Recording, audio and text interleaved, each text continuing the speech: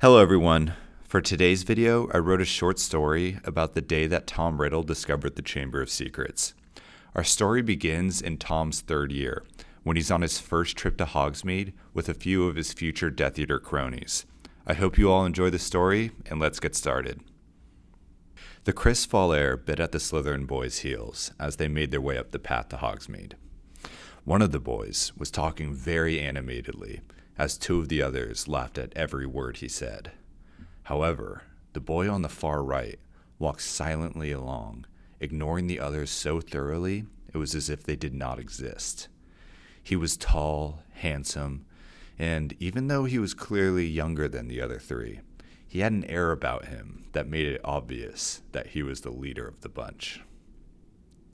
"And you should have heard her screaming," cackled one of the boys, "crying out for her mummy the whole time. The stupid little jumped-up mudblood." The other boys roared with laughter, but went instantly silent as the handsome boy spoke for the first time. Oh yes, Avery.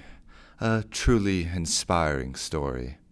And why don't you tell Dolohov and Lestrange where you'd be right now if it wasn't for me?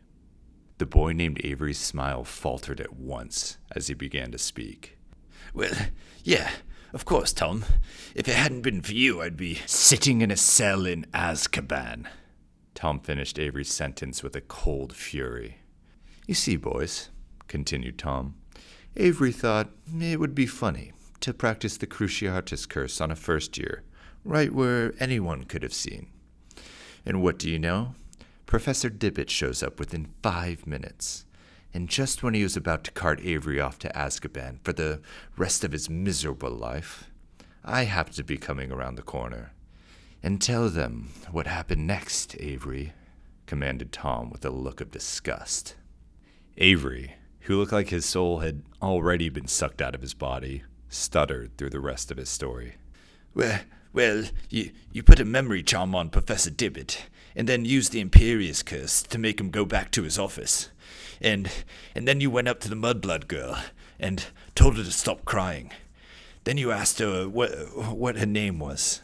And when she told you, you said, "Myrtle, you are safe for now, but I will kill you and every one of your kind one day."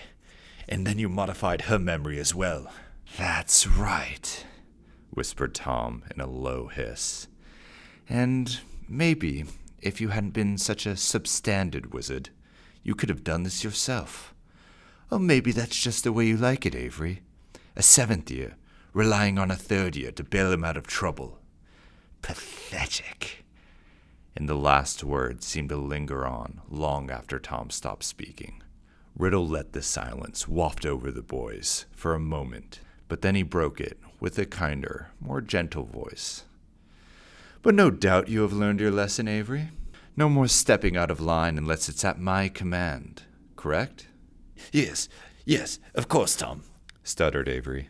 Well then, boys, said Tom enthusiastically, what do you say we enjoy this lovely trip to Hogsmeade?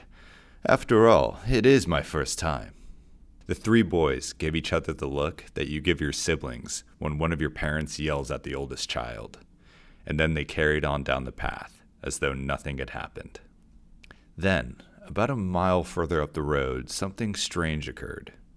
From the forest to their left, Tom began to hear voices. At first, he thought it might just be the wind blowing through the trees, but as he stopped to listen, he clearly heard a single word being repeated through the air.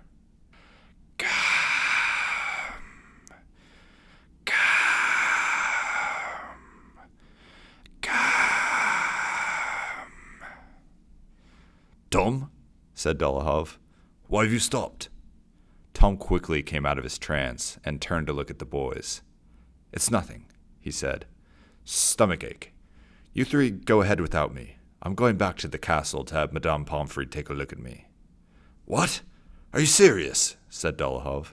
"But this is your first time going to Hogsmeade, and I thought we were gonna—" Go, said Tom more forcefully. The 3 boys looked frightened and obeyed Tom at once. This was clearly not the first time they had been given a command by him. As Tom watched the 3 boys disappear down the lane, he did not turn back towards Hogwarts. Instead, he He hopped over the stone wall to his left and headed toward the whispers coming through the trees. Tom walked through the forest for a full half hour before the reason for the voices became apparent. In a clearing large enough to fit the entire Hogwarts student body, there were about 50 serpents circling each other. They seemed to be waiting for his arrival, because as soon as he stepped into the clearing, they began to form a line, one by one, as they slithered east towards the mountains in the distance. He followed, not knowing exactly where the final destination was, but he was filled with that same hunger and excitement that he had on the day that he first discovered he was a wizard. He had always felt that he was destined for greatness and was somehow different from everyone else, and today he sensed that destiny was once again calling his name. After what seemed like hours, the serpents finally reached the foot of the mountain, and then suddenly they scattered in all directions. "Where are you going?" Tom yelled in Parseltongue, but the snakes ignored him so completely it was as if he wasn't even there. They slithered back into the trees, and within seconds, Tom was alone, miles away from Hogwarts, Hogsmeade, and he had no idea how to get back to either. He swore and kicked the side of the mountain. The rage he had always made sure to keep below the surface seemed to boil over inside of him. He pulled out his wand and was about to blow a crater into the mountain when he saw an engraving on the rock face. He lowered his wand and began to walk slowly toward the mountain. As he looked closer, he saw that there were 2 intertwined serpents engraved into the rock face. His rage turned to excitement as his mind began to race. Was this it? Was this where he would finally learn his true parentage? Learn why he was the only person he knew that could talk to snakes? Was this the proof of his theory, that he was descended from the great and noble Salazar Slytherin? His hands were shaking, and he did not know how he knew to do it, but his mouth seemed to be working of its own accord as he hissed, "Open!" in Parseltongue. The engraved serpents parted as the rock face split open and created a tunnel just large enough for one person to fit through. Riddle walked into the newly formed cave, and he did not even need to light his wand, for the 2 serpents that had sat on the side of the mountain guided him through the tunnel, their emerald eyes glowing like flashlights. As he made his way through the tunnel, he gazed at the walls around him, which were covered in artwork. However, he could barely make out what the drawings were because the serpents were moving so fast. Then suddenly, he came to the end of the tunnel and stepped into a large, empty room. Exactly how big, he couldn't tell, because as soon as he stepped foot inside, the serpents turned around and made their way back toward the tunnel entrance. He took out his wand and whispered, "Lumos," but nothing happened. Slightly annoyed, he put his wand away and searched around for a source of light. He saw that there was a tiny candle to his left, with an unlit torch above. He picked up the candle and held it to the torch.